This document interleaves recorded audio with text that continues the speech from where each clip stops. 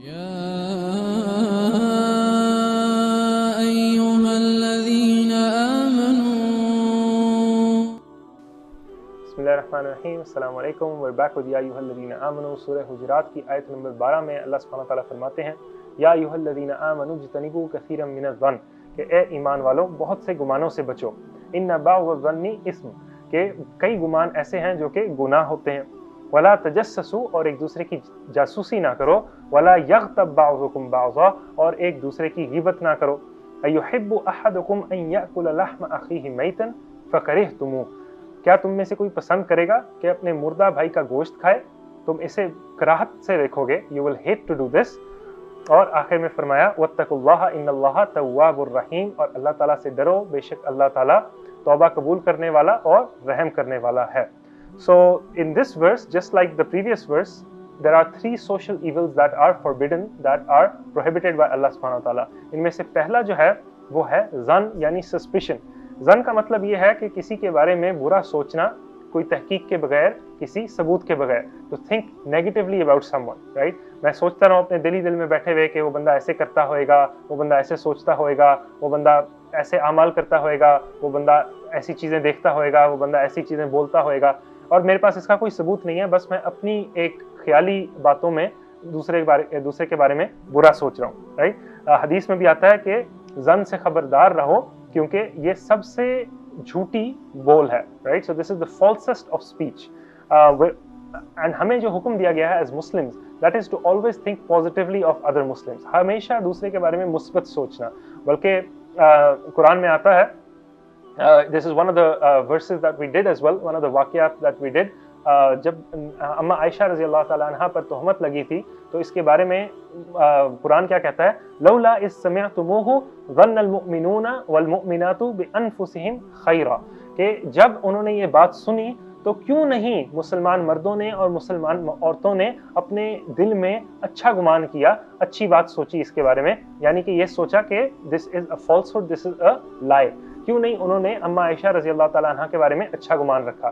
सो बिल्कुल इसी तरह हमें जब भी किसी के बारे में कोई बुरी बात बताई जाए, तो उसके बारे में हमें अच्छा गुमान रखना चाहिए कि ये बात सच नहीं होगी। और हम तो एक्चुअली किसी बुरी बात का इंतजार ही नहीं करते, हम वैसे ही लोगों के बारे में बुरे गुमान लेके बैठ जाते हैं। तो इसके बारे में फिर आप सोचें कितनी सख्ती से ममानियत होगी। और सलफ़ सालिहीन में से एक बुजुर्ग का कौल है कि तुम में से कोई अगर कोई गलती करे तो उसके लिए तुम 70 बहाने तलाश करो, और अगर तुम्हारा दिल इसके काबिल नहीं है, उसका कोई बहाना नहीं तुम्हें जहन में आता, तो जान लो कि ये कमी तुम्हारे में है, ये गलती तुम्हारे में है। यानी कि हमें इतना हुस्न ज़न रखना चाहिए एक दूसरे के बारे में कि कोई अगर गुनाह करते हुए भी नज़र आए तो उसके बारे में फिर भी जो है अपने जहन में कोई बहाना बनाया जाए कि हो सकता है फलानी वजह से किया हो सकता है फलानी वजह से किया हो, और हमें इसके बारे में नहीं पता। एक और हदीस में आता है कि एक मोमिन जो है वो दूसरे मोमिन के लिए आईना है, यानी कि आप अगर अच्छाई आपके दिल में है तो आप दूसरों में अच्छा देखोगे, और अगर आप दूसरों के बारे में बुराई सोचते रहते हो तो जान लो कि आपके ही दिल में वो बुराई है, जिसकी वजह से आपकी जहन में ये बुरे ख्याल आते जा रहे हैं। और दूसरी चीज़ जिससे हमें मना किया गया इस आयत में, वो है जासूसी करना, यानी कि दूसरों की गुनाह या दूसरों की कमियां या दूसरों के फॉल्ट्स जो हैं उनको तलाश करना, या वैसे ही दूसरों के प्राइवेट मैटर्स में दखल डालने की कोशिश करना, या दूसरों के बारे में ऐसी चीज़ें जानने की कोशिश करना जो कि वो प्राइवेट रखना चाहते हैं। किसी की कॉन्वर्जेशंस पढ़ना, किसी की बातें सुनने की कोशिश करना, किसी की चीज़ें देखने की, फरोलने की कोशिश करना, ये सारी ऐसी चीज़ें हैं जो कि जासूसी में शामिल हैं, जिससे हमें मना किया गया।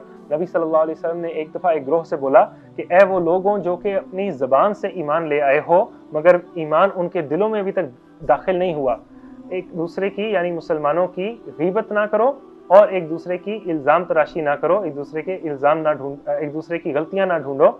और अगर किसी की इल्ज़ाम तुम ढूंढते हो तो अल्लाह ताला तुम्हारे इल्ज़ाम ढूंढेंगे, और अल्लाह ताला जब किसी के इल्ज़ाम ढूंढे तो उसके घर में भी उसको मायूस करके और शर्मिंदा करके रख देंगे, right. So this is a very important thing that we must take note of, कि if anyone conceals the fault of a Muslim, the हदीस says that Allah will conceal his faults on the day of judgement, right. So we have to make sure कि हम एक दूसरे की गलतियां ढूंढने की बजाय एक दूसरे की गलतियों पर पर्दा डाल रहे हैं। ये अल्लाह ताला की सिफ्त है, अल्लाह ताला अस्सत्तार है, और अल्लाह ताला पसंद करते हैं कि एक दूसरे की गलतियों को उछाला ना जाए, यानी कि उन पे पर्दा डाला जाए। और तीसरी चीज़ जिसको इस आयत में मना किया गया वो ग़ीबत है, वो बैक बाइटिंग है। और ये एक ऐसा गुनाह है जो कि बहुत वज़ाहिर नेक और प्रैक्टिसिंग मुसलमानों की ज़िंदगियों में भी ऐसा रच बस गया है कि इससे हमें निजात मिलने का सबब जो है वो नज़र नहीं आता। نبی صلی اللہ علیہ وسلم نے ایک دفعہ پوچھا کہ تم بتاؤ کہ غیبت کیا ہے، تو صحابہ نے کہا کہ نبی صلی اللہ علیہ وسلم بہتر جانتے ہیں. تو نبی صلی اللہ علیہ وسلم نے جواب دیا، غیبت اپنے مؤمن بھائی کے بارے میں ایسی کوئی بات کرنا ہے اس کے پیٹھ پیچھے جو کہ اس کو پسند نہیں آئے گی. تو صحابہ نے پوچھا کہ اگر وہ بات اس میں پائی جاتی ہے واقعی، یعنی کہ اگر ہم سچ بول رہے ہیں اس میں وہ غلطی یا گناہ یا کمی یا برائی ہے، تو نبی صلی اللہ علیہ وسلم نے کہا کہ تب ہی تو یہ غیبت ہے، ورنہ اگر تم اس کے بارے میں جھوٹی برائی بتا رہے ہو تو یہ بہتان ہے، یعنی کہ یہ اس سے بھی زیادہ بڑا گناہ ہے. سو غیبت by definition is a truthful statement. It's something that is true about that person, but کوئی ایسی بات ہے جو کہ وہ پسند نہیں کرے گا کہ اس کے بارے میں بولی جائے. اور اس کے بارے میں جو ایک ویژول ڈسکرپشن دی گئی قرآن میں، یہ ایسا ہے کہ تم اپنے مردار بھائی کا گوشت کھا رہے ہو، رائٹ، اپنے مردہ بھائی کا گوشت کھا رہے ہو.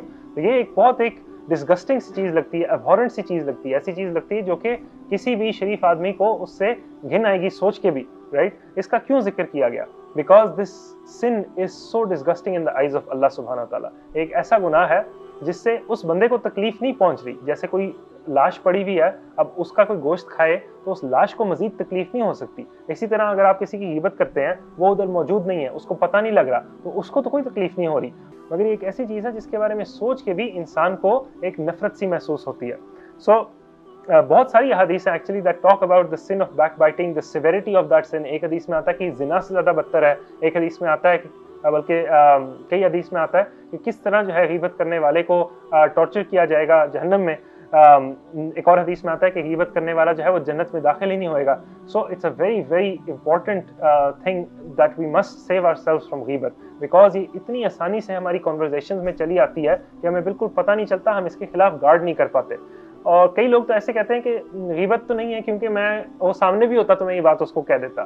تو یہ بات بھی کرنا غلط ہے، کیونکہ ایک دوسرے کے سامنے ایک دوسرے کا مذاق اڑانا، ایسی بات کرنا جو اس کو ناپسند آئے، اس کی موجودگی میں، یہ لمز ہے جو کہ پچھلے آیت میں جس سے منع کیا گیا، وَلَا تَلْمِزُوا أَنفُسَكُمْ، ایک دوسرے کو تانے نہ دو، ایک دوسرے کو ایسی بات نہ کرو جو کہ اس کو ناپسند ناگوار گزرے اس کی موجودگی میں. اور غیبت جو ہے وہ وہی بات اگر اس کی ناموجودگی میں، غیر موجودگی میں کہی جائے تو وہ بھی منع ہے. تو ہمیں چاہیے کہ غیبت کے گناہ سے ہم توبہ کریں اور اس بندے سے معافی مانگیں. اگر تو اس کو پتہ چل گیا کہ ہم نے اس کی غیبت کی ہے تو اس سے براہ راست جا کے معافی مانگیں، اور اگر اس کو نہیں پتہ تو پھر بس جنرلی اس سے کہیں کہ بھائی جب بھی میں نے اگر آپ کے کوئی حقوق جو ہیں وہ ادا نہیں کیے یا اس میں کوئی کمی پیشی کی ہے تو آپ مجھے معاف کر دیں، رائٹ.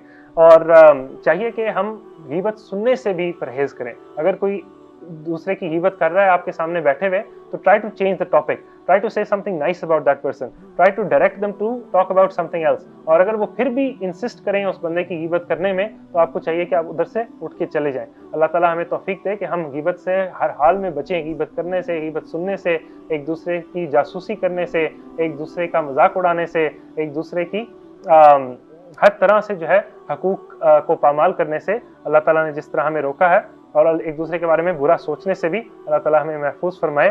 اللہ تعالیٰ آخر میں یہ فرماتے ہیں واتقوا اللہ، کہ جو اللہ کا تقوی اختیار کرے گا وہی ان گناہوں سے بچ سکتا ہے.